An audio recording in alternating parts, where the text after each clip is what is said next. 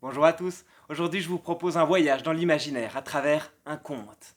Alors installez-vous au coin du feu à côté de moi. Voilà, vous pouvez même fermer les yeux si vous voulez, parce que c'est une histoire à écouter, une histoire qui se raconte. C'est une histoire qui se déroule Il il y y a a fort fort longtemps. longtemps, dans un pays très lointain. Dans ce pays, il y avait une ville qui était construite au fond d'une profonde vallée. Et de cette ville, il y avait une route qui sortait et qui serpentait le long du coteau pour rejoindre le reste du pays. Au bord de cette route vivait un homme qui s'appelait Bartimée. La plupart des gens vivaient dans des maisons avec des murs et un toit, des maisons où on peut se rassembler le soir venu pour écouter une histoire au coin du feu. Mais Bartimée n'avait pas de maison. Oh, il avait bien vécu dans une maison lorsqu'il était jeune. Il avait grandi dans une famille normale, enfin presque normale. En effet, Bartimée était aveugle. Son père avait pris soin de lui tant qu'il avait pu, mais un jour est venu où son père n'avait plus été capable de s'occuper de lui. Alors Bartimée avait dû partir. À cette époque-là, être aveugle, c'était un grand malheur. En effet, un aveugle ne pouvait pas travailler. Qui aurait voulu engager un homme qui ne voit pas le travail qu'il fait?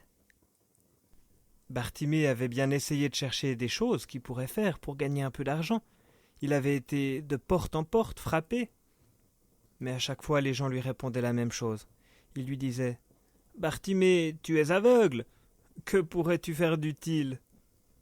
Alors, quand Bartimée a compris que personne lui donnerait du travail, il est sorti de la ville, il s'est assis au bord du chemin, sous un arbre, puis il a pleuré. Il n'avait pas d'argent, il n'avait pas de maison, il n'avait rien à manger non plus. Comme il avait nulle part où aller, il est resté à cet endroit, au bord du chemin, sous cet arbre. Quand il a commencé à avoir faim, il a dû se résoudre à mendier, tendre la main et espérer que quelqu'un donnerait quelque chose. Lorsque des gens passaient sur le chemin, il leur demandait une piécette ou un morceau de pain. Parfois, les gens passaient en faisant mine de l'ignorer. D'autres lui jetaient une piécette sans s'arrêter. D'autres encore venaient vers lui, lui partageaient un morceau de pain, échangeaient quelques mots, et puis poursuivaient leur route. C'est ainsi que Bartimée a entendu parler d'un homme étonnant qui faisait des miracles dans le pays. Un homme qui s'appelait Jésus. Certains disaient qu'il était prophète, peut-être même Élie. D'autres disaient qu'il était le Messie. On prétendait que c'était un descendant du grand roi David. Un grand homme, sans aucun doute. Bartimée espérait un jour rencontrer cet homme, parce qu'il pourrait le guérir. Mais en ces temps-là, quand on était aveugle, il fallait bien se résoudre. On ne pouvait pas voyager. C'était trop compliqué, c'était trop dangereux. C'était impossible pour un aveugle. Alors le temps a passé, et Bartimée est resté sous son arbre à tendre la main. Mais voilà qu'un jour, Bartimée a entendu un attroupement de personnes qui montaient le chemin depuis la ville. Alors il s'est assis correctement, il a tendu l'oreille pour essayer d'en savoir plus. Il y avait des voix d'hommes, il y avait des voix de femmes aussi. Certains discutaient, d'autres semblaient crier quelque chose. Apparemment, il y avait quelqu'un d'important dans ce groupe. Bartimée a tendu l'oreille un peu plus. Et puis, il a compris. Dans ce groupe, il y avait ce Jésus. Alors Bartimée a senti un grand espoir monter dans son cœur. Il tenait peut-être la chance d'être guéri, de pouvoir voir avec ses propres yeux. Il pourrait alors trouver du travail et avoir une vie normale. L'occasion était trop belle. Il ne devait la laisser passer sous aucun prétexte. Alors Bartimée s'est mis à crier « Jésus, fils de David, aie pitié de moi !» Certains dans le groupe ont entendu Bartimée crier.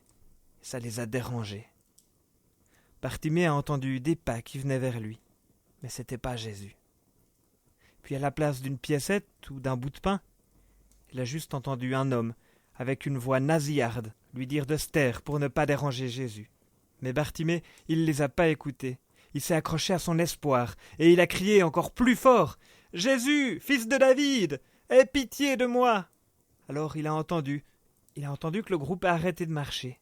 Il a entendu que le groupe s'est tu. Et puis, il a senti comme un changement d'attitude chez les deux personnes qui s'étaient approchées de lui pour lui dire de se taire. Alors la voix nasillarde, elle a encore parlé. Elle lui a dit cette fois-ci « Prends courage, lève-toi, il t'appelle !»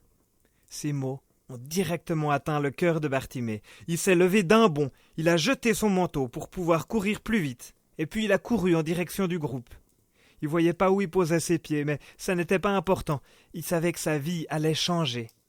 Il a couru et il s'est arrêté devant Jésus. C'était lui, il le sentait, il le savait. Il y avait un feu dévorant dans son cœur. Alors Jésus lui a dit « Que veux-tu que je fasse pour toi ?» Alors Bartimée a dit ces mots qui sortaient tout droit de son cœur, ces mots qu'il avait espéré pouvoir dire pendant des années. « Maître, que je vois !» Jésus l'a entendu. Il a alors dit quelques mots tout simples.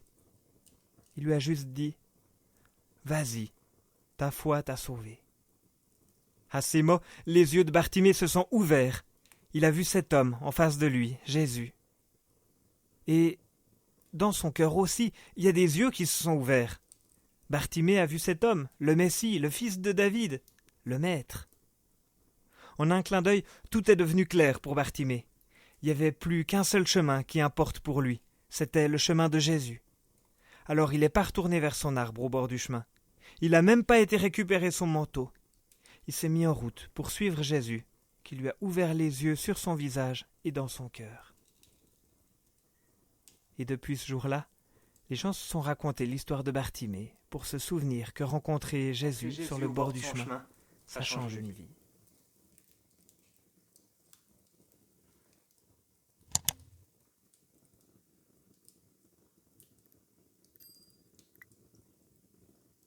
À lundi prochain.